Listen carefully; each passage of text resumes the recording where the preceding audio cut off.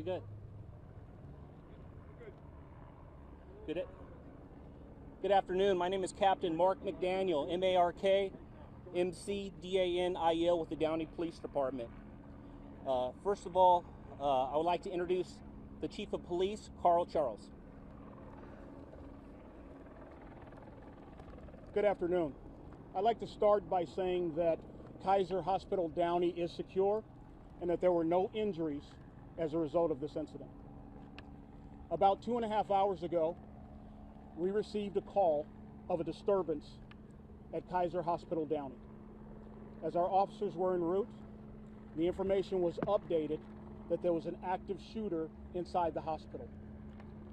When our officers arrived on scene, they were directed to a building where the subject was believed to be located. They immediately confronted the subject.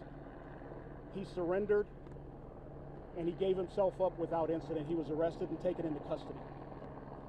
A handgun was found. There was a report of 6 to 7 gunshots heard. We have not been able to confirm that as of yet.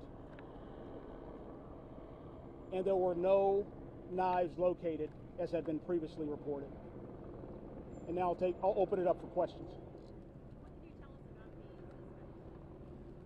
about The suspect is a male, approximately 34 years old, and he resides in Linwood. what's his connection to the hospital? We unconfirmed reports that he's a patient of the hospital. Psychiatric patient? I do not have that information. We had information earlier that he was found on the psych ward. Confirm that? I cannot confirm that. What was he acting? What was he saying when you confronted him? The information that we got was that he was causing a disturbance inside the hospital. One of the Kaiser security personnel went over and contacted him, at which time he threw a chair through a window and produced a handgun. That is when it was believed that 6 to 7 shots were heard. We have not been able to confirm that at this time, and we do not know why he began to cause the disturbance. We heard reports of broken glass. He broke a window with a chair.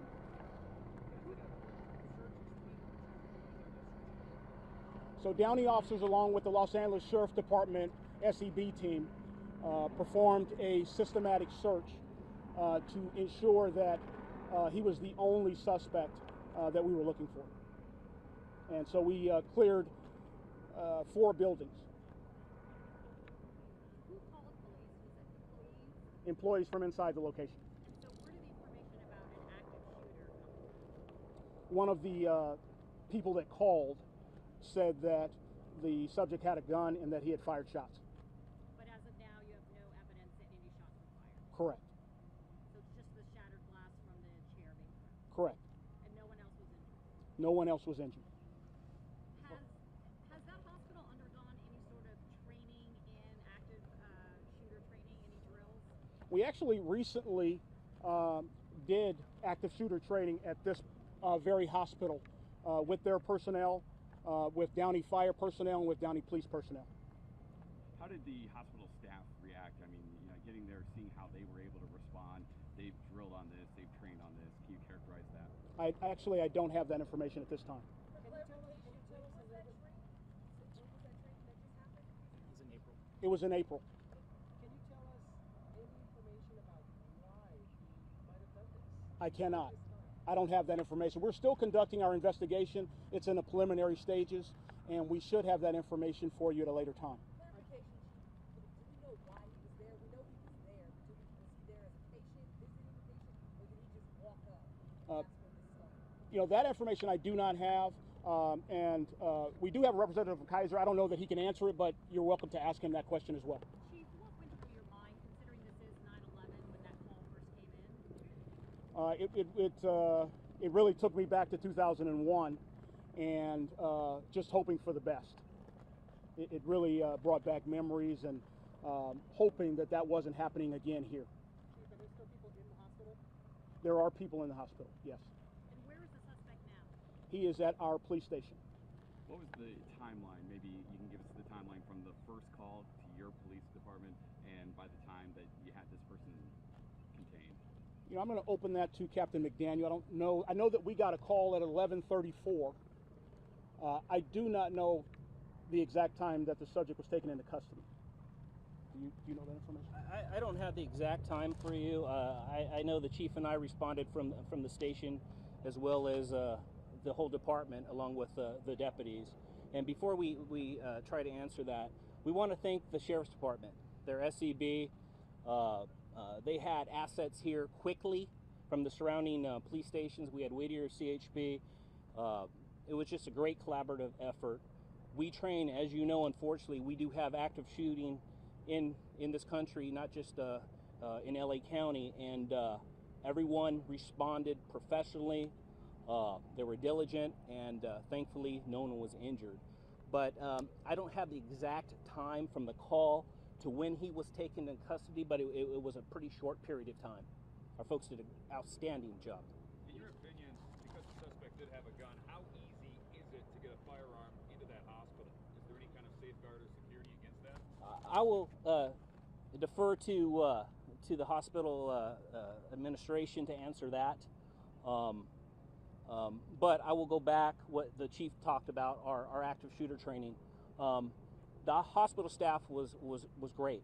They had their roles, blocking traffic, assisting from a perimeter type setting where the first responders can go in and do their job.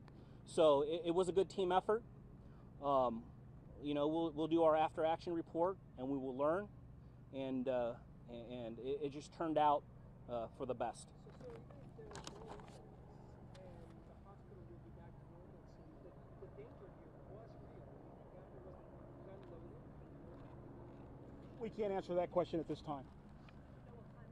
It was a handgun. I'm not sure if it was a revolver or semi-automatic. And let me just say one thing on Kaiser. Kaiser was actually the one that initiated the active shooter training in April. So, they're good partners. They're aware of what's happening in today's world, and they took steps to at least train and be prepared for it. What possible charges is the suspect? We're still doing our investigation, so we're not sure. Can you talk about the moment the suspect was arrested? You said he was confronted and he was arrested without incident. Did he have the handgun on him? Was he holding it? Was he pointing at anyone? Was he dressed in hospital, clothing, or was he in civilian? He was dressed in civilian clothing, and I believe he had hidden the weapon and then walked out without. So he was unarmed when he was taken into custody. So where was the weapon found? I do not have that information. How many people reported hearing gunfire? I don't have that information. And was he taken in his room or in the hallway? He was taken just outside the building. Are you looking at the possibility that gunfire might have just been the sound of the chair smashing into the window several times? We are investigating. That's on the table. Okay. So he left the building on his own before police arrived? No, we called him out of the building. Chief, you checked his weapon? No shots fired on this thing? We're not sure yet. I will have that information for you shortly, though. Can you identify him at this time? We cannot. Is that a spokesman from Kaiser Permanente behind you? Sure. Yes, So are you able to talk to us just about, security measures at the hospital and kind of what is in the way from, people like this from getting onto the campus with firearms? Yeah, first I'd like to start. My name is Jim Branchick, B-R-A-N-C-H-I-C-K. I'm the Jim Branchick, B-R-A-N-C-H-I-C-K. I'm the Senior Vice President, Area Manager of the Downey Service Area. And the Senior Vice President of the Downey Service Area. First, before I answer that question, I want to thank the Downey Police and the Sheriff's Department, because when we initiated our Code Silver, they responded so quickly. I mean, I got here and I couldn't even get on the campus if they responded so quickly. So I want to thank you, Chief. Thank you very much and everything like that. We do run drills. We do have policies and procedures on active shooter. I thank the Downey Police Department for that, because they went and had a big drill with us in our ER in that. And we do have policies that actually go out to our medical office buildings, how to handle it. And that's why you saw our staff today. I think they did an excellent job. They got people into rooms, they closed the doors, they followed the policy exactly, and then followed the police commands to a T. So I got to thank everybody there. We didn't have anybody injured. I want to thank them for that. So it's overall, it was a good thing. And the number one thing for Kaiser Permanente, and the reason why we go through these drills is for the safety of our employees, our members, and any of our visitors that come here. So I'm very happy we did the drill. I got to thank the police chief and that for going through those drills, because it showed that it paid off today. Sir, how did he get a gun into the hospital? Well, first let me just start. He wasn't in the hospital proper. He was in the medical office building, and he just, I can't tell you how he got it in, because I don't know exactly how he got up there, but I couldn't answer that. Are there any protocols for security there at the facility? Are people have metal detectors? No. No, we don't. And did he have an appointment? I can't. I have no. I'm not sure if he was a member or he was a visitor with a member. So I don't have any of the information on that. Okay. All right. Thank you. Thank you. Before you walk away, sir, you said he walked into the medical building? Yes, it wasn't the hospital proper. It was one of our medical office buildings on the campus. On the campus. And obviously a good thing that nobody was hurt, but do you think there will be will you be discussing security measures going on in the future, or just kind of reviewing what happened here now? I'm sure after this is over, we'll get together with our Downey police and the sheriff's department to see if we could have done anything better and improve it that way. And the extent of the evacuation, was it the entire Yes, campus? he has to go. Real quickly, there were 400 members evacuated from the building. They were evacuated at Independence Park, which is adjacent to the office medical building. We are transporting several over to Barbara J. Riley Center for reunification with their family members, because the Orchard Building A will be closed while we investigate.